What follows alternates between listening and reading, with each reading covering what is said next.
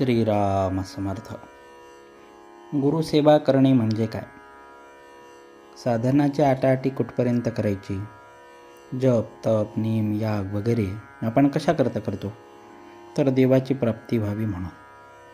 तोच देव जर आपल्या घरी आला तर साधनाची आटाआटी कशाला करायची? म्हणून साधनाची आटाआटी करण्याचे कारण नाही, नाहीतर त्याचाच अभिमान होतो आणि मिळवायचे ते बाजूलाच राहून उलट तोटा होतो. जे जे घडत असते ते माझ्या इच्छेने झाले असे समजत जा आणि त्यात आनंद माना. तुम्ही जी जी गोष्ट कराल त्यात मला आठवा. गुरुभक्ती करायची म्हणजे काय? त्याच्या देहाची सेवा करणे हीच गुरुची सेवा असे तुम्हाला वाटते का? त्याच्या देहाची सेवा करणे ही गुरुची खरी सेवाच होत नसते. गुरु सांगेल तसे वागणे हीच त्याची खरी सेवा होय.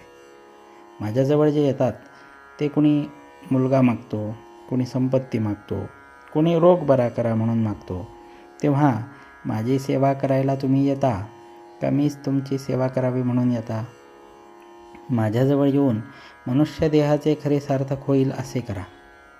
तुम्ही मागाल त्याप्रमाणे मी थोडेसे देणार नाही असे नाही, पण ते काढा घेण्याकरिता गुळाचा खडा देण्यासारखे आहे. मला सर्व कळते असे माझ्याबद्दल तुम्ही म्हणता, पण ते मनापासून नव्हेच. कारण ज्याला असे खरोखर वाटत असेल त्याच्या हातून पापकर्म होणारच नाही.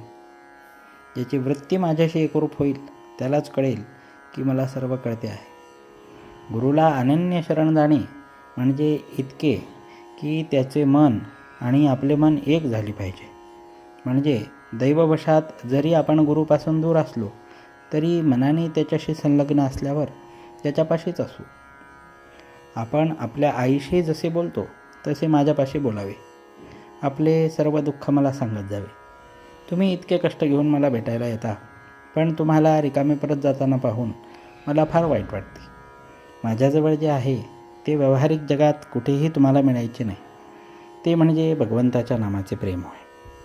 सगळ्या प्रपंचात खरी विश्रांती असेल तर ती नामस्मरणातच आहे.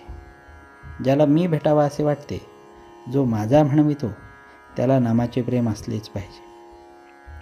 नामावर प्रेम करणे म्हणजेच माझ्यावर प्रेम करणे. जानकी जीवन स्मरण जय जय राम.